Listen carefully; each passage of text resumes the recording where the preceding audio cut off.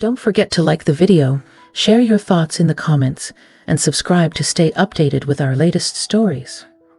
I never expected that night to change the way I saw everything. My career, my choices, and especially the man I had worked beside for over a decade. But some moments sneak up on you when you least expect them, unfolding like a perfectly timed symphony, each note striking something deep within you. It started as an ordinary evening. The company's annual gala had just ended, and the city lights shimmered through the wide glass windows of the rooftop venue. The laughter of colleagues still echoed in my ears as I stepped outside, inhaling the cool night air, grateful to be away from the noise. My heels pinched slightly, reminders of the long hours spent standing and smiling. Leaving already?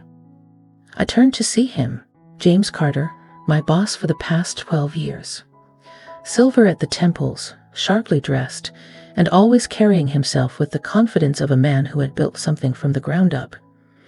At 61, he was as composed and controlled as ever, though something in his expression that night felt different. "Just getting some air," I replied, offering a small smile. That was quite a party. He stepped beside me, hands tucked into his pockets, his usual air of authority softened by the glow of the streetlights. It was. But I'll be honest, these events aren't really my thing. I chuckled. Funny. You host them every year. That's just business, he said, tilting his head slightly toward me. You, on the other hand, actually seemed to enjoy yourself. I shrugged. I suppose I've learned to play the part. He let out a low laugh, and for a moment, we stood in comfortable silence. The city hummed around us, but in that small pocket of time, it was just the two of us, side by side, away from the structured formalities of the office. Then came the words I hadn't expected. "I'm not ready to go home yet," he admitted. "Would you care to join me for a drink?" I hesitated. It wasn't unusual for us to talk outside of work, late-night calls, strategy meetings that stretched into the evening. But this felt different. There was something unspoken in his tone, something that made my pulse quicken just a little. I finally said. Why not? We walked down the street, away from the bright-lit towers of downtown, and into a quieter part of the city. He led me to a small lounge, intimate, with low lighting and soft jazz playing in the background. It was the kind of place that felt timeless, untouched by the rush of the world outside. As we settled into a corner booth, he loosened his tie, a gesture I had rarely seen. He looked at me, really looked at me, as if seeing me in a new light. "You've been with the company a long time," he said, swirling the amber liquid in his glass. 12 years, I nodded. "Have you ever wondered what life might have looked like if you'd chosen a different path?" His question caught me off guard. "Are you asking if I regret my choices?" He shook his head. "Not regret. Just curiosity. Do you ever wonder about the roads not taken?" I exhaled slowly. I think we all do at some point. But I've always believed that every decision, every turn we take, leads us exactly where we're meant to be. He smiled at that. That's a wise way of looking at things. We talked, really talked, for the first time in years. Not about work, not about deadlines or quarterly reports, but about life. He told me about his early years, the struggles of building the company, the sacrifices that came with it. I shared pieces of myself, too, the dreams I once had, the moments that shaped me. Time blurred.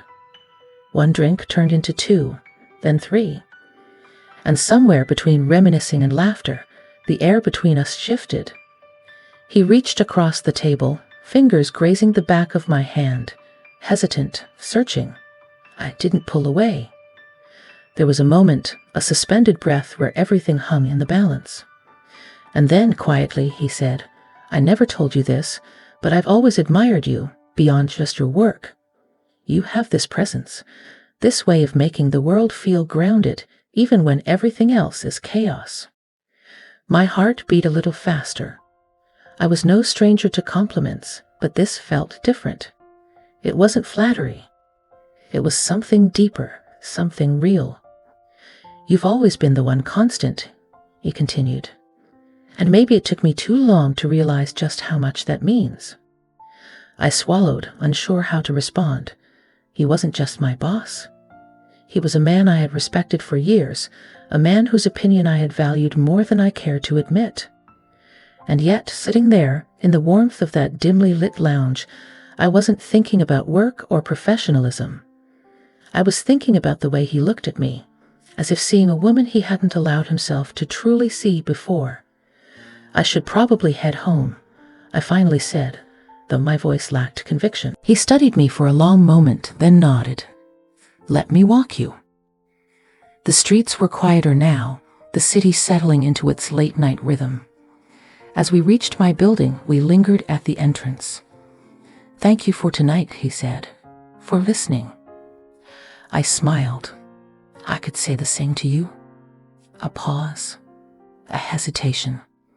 And then, before I could second-guess myself, I leaned in, just slightly, just enough. It was the kind of moment where the world narrows down to two people, where the past and the future fade, leaving only the now. But before anything else could happen, I pulled back, my breath unsteady. "Good night, James," I whispered, stepping inside before I could lose myself completely. As the door closed behind me, I pressed my back against it, heart pounding. Because something had shifted between us. And deep down, I knew this was only the beginning. The next morning, I woke up earlier than usual, my mind still tangled in the events of the previous night.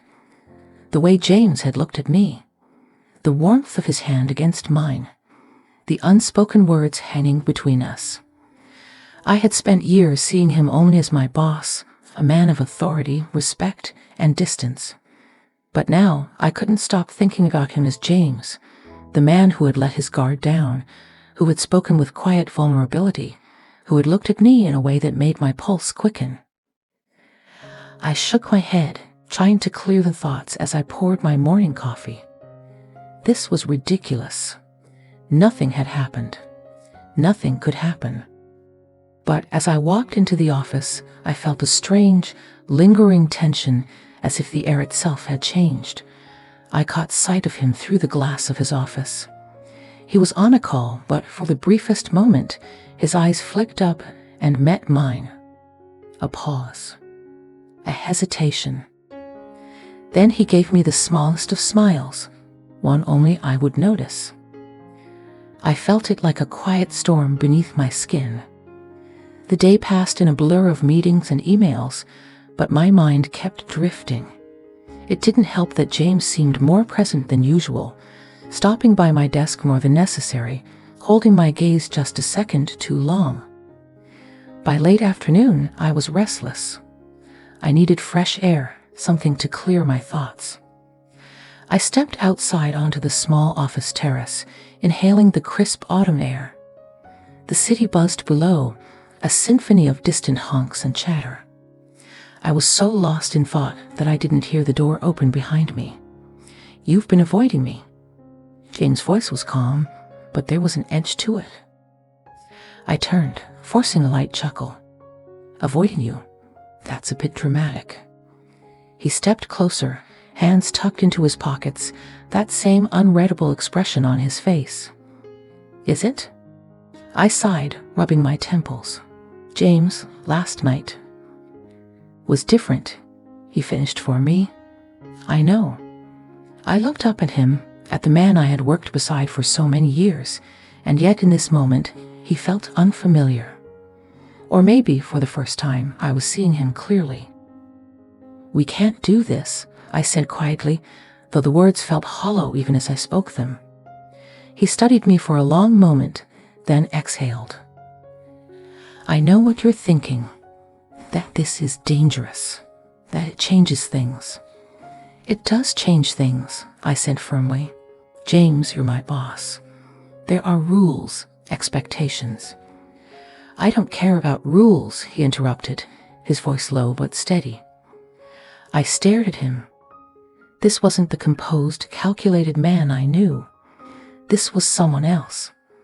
Someone who, for once, wasn't thinking about business or control or responsibility. He was thinking about me. "You're overcomplicating this," he continued, his tone softer now. "Last night, we weren't boss and employee. We were just two people. And I know, we both felt something." I swallowed hard. That doesn't mean it's right. He tilted his head, his gaze searching mine. "And yet, you haven't said you don't feel it too." I opened my mouth, but no words came, because the truth sat heavy between us, undeniable and raw. I had felt something I hadn't felt in a long time. He took a step closer, his voice barely above a whisper. "Tell me I'm wrong, and I'll drop it. I'll forget last night ever happened." I wanted to. I wanted to say the words, to pull away, to pretend that everything could go back to the way it was. But I didn't, because I wasn't sure I wanted to. The air between us crackled, an invisible thread pulling us closer. My breath hitched as he reached out, fingertips just barely brushing my wrist. A question, not a demand. And for the first time in years, I didn't want to think. I didn't pull away. James' fingertips barely skimmed the inside of my wrist, but I felt it everywhere. My pulse quickened, the warmth of his touch sending a quiet shiver through me. For years, I had lived inside the boundaries of what was expected, of me, of my career, of my age.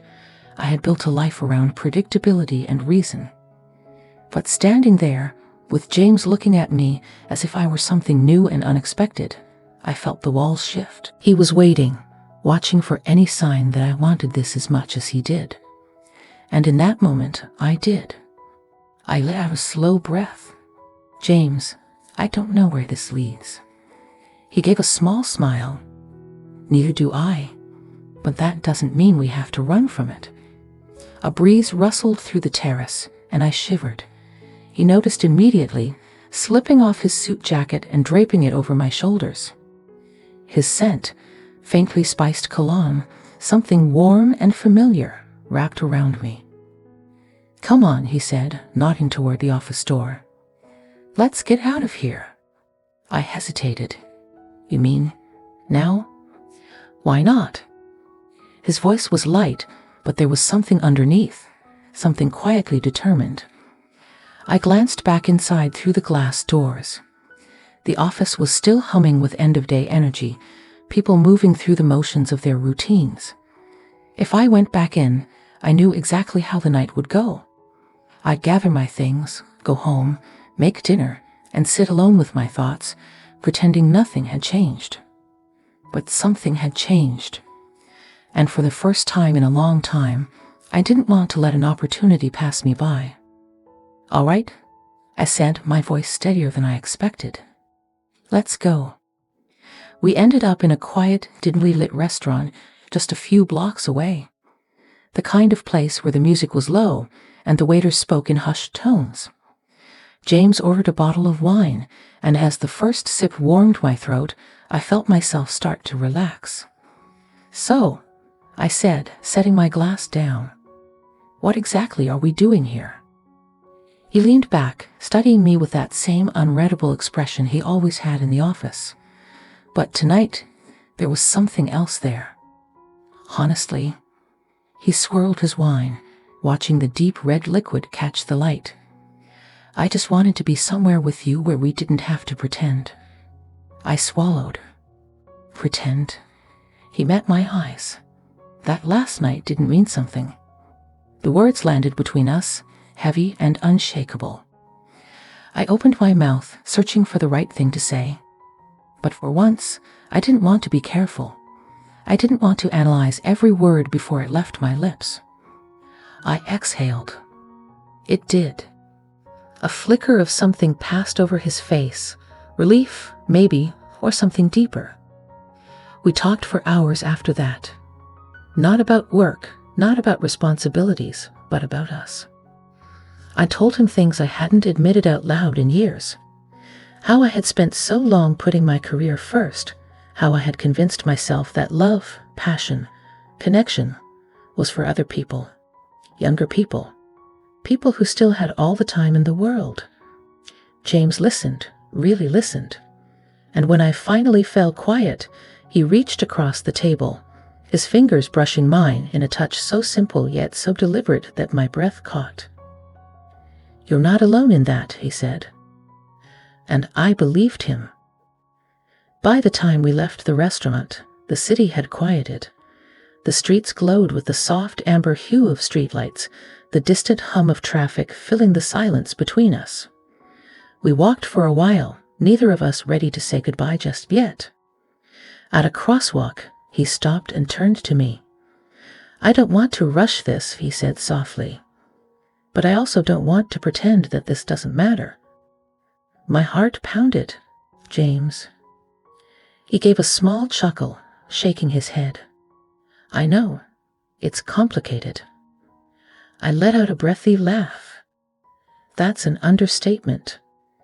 We stood there for a moment, the city moving around us, yet somehow it felt like we were the only two people in the world.